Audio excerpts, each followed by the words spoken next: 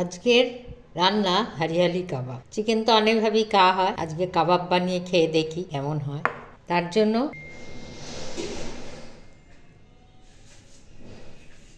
আমি নিচ্ছি এই 500 গ্রাম চিকেন, বোনলেস, এরকম ছোট ছোট টুকরো করে নিয়েছি। এটাকে ম্যারিনেট করে রাখতে হবে। তার জন্য আমি নিয়ে নিয়েছি এই 1 বাটি ধনেপাতা। সবাই ধনেপাতার সঙ্গে পুদিনা পাতা দেয়, কিন্তু আমার হাতের কাছে পুদিনা পাতা নেই। কিন্তু আমার ইচ্ছে হলো আজকে এই রেসিপিটা করব, দেখাবো। আমি পুদিনা পাতা ছাড়াই করছি। আর 2টো কাঁচা লঙ্কা, আর 10টা রসুন কোয়া, আর একটু 1 ইঞ্চির মতো আদা। এগুলো আমি সব পেস্ট করে নিচ্ছি, নিয়ে আমি ম্যারিনেশন করব, দেখাবো। আমার পেস্ট হয়ে গেল। পেস্টটা আমি একদম জল ছাড়াই করলাম, কারণ জল দিলে একটু যদি পাতলা হয়ে যায় তাহলে চিকেনে মাখালে এটা একটু অসুবিধা হয়। সেজন্য যতটা শুকনো থাকবে পেস্টটা তত ভালো হবে। এর মধ্যে লঙ্কা ছিল, আদা ছিল, রসুন ছিল শুধু। এরপর আমি এই চিকেনটায় এই পেস্টটা দিয়ে দিলাম। তারপরে দিলাম গোলমরিচের গুঁড়ো, তারপরে দিলাম নুন, এই একটু লেবু 1 চামচের মতো হবে কষতে দিয়ে দিলাম। লেবুটা দিলে মাংসের যে একটা গন্ধ থাকে সেইটা চলে যাবে।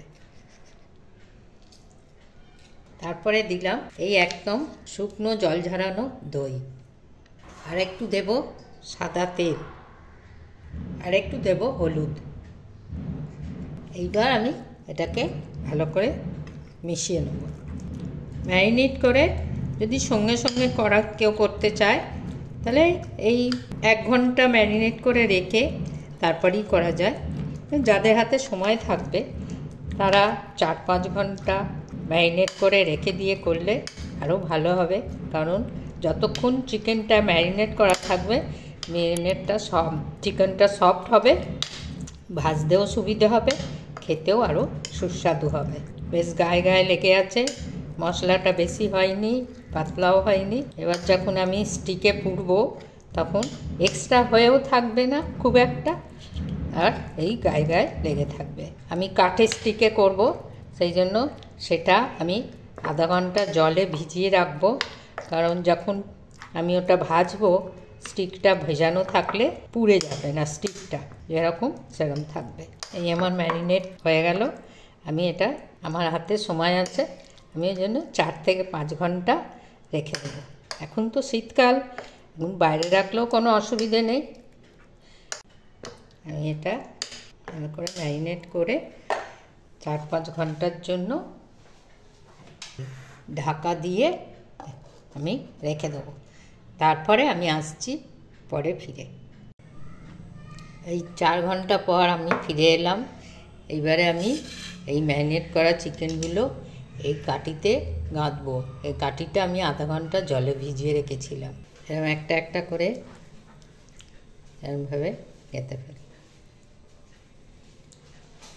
এই আমার সবগুলো গাঁথা হয়ে গেছে।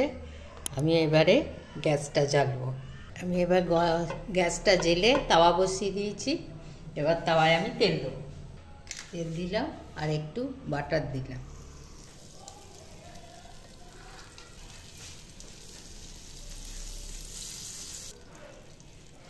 এবারে আমি একটা একটা করে স্টিক এখানে বসিয়ে দেবো।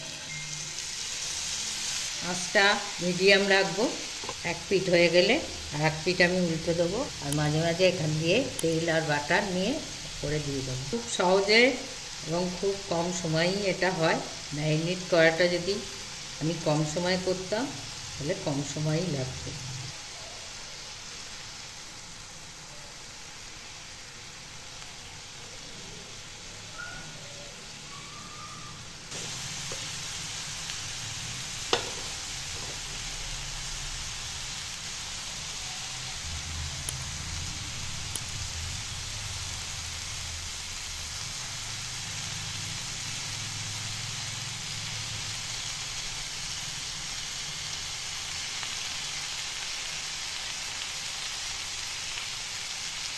আমি একটু করে এরকম ব্রাশ করে ঘি দিয়ে দিচ্ছি ওপরে ওপরে, যাতে এপিট ওপিট প্রতিটি হয় ভালো করে ভাজা।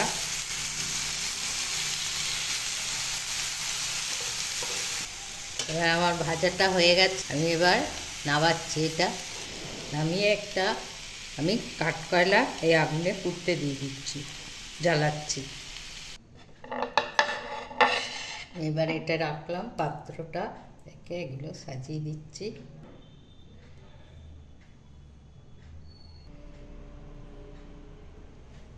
একটু স্মোকি ফ্লেভার আনার জন্য আমি এখানে একটু এই কাঠকয়লাটা দিয়ে দিচ্ছি,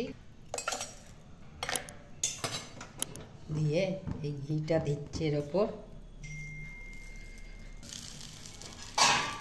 দিয়ে আমি এটা চাপা দিয়ে দিচ্ছি। এটা আমি 10 মিনিট রাখবো।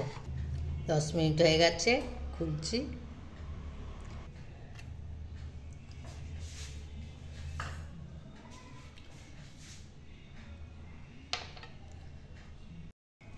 এই হলো হরিয়ালি কাবাব, নিশ্চয়ই বেশ ভালো হবে, তোমরাও করো এইভাবে।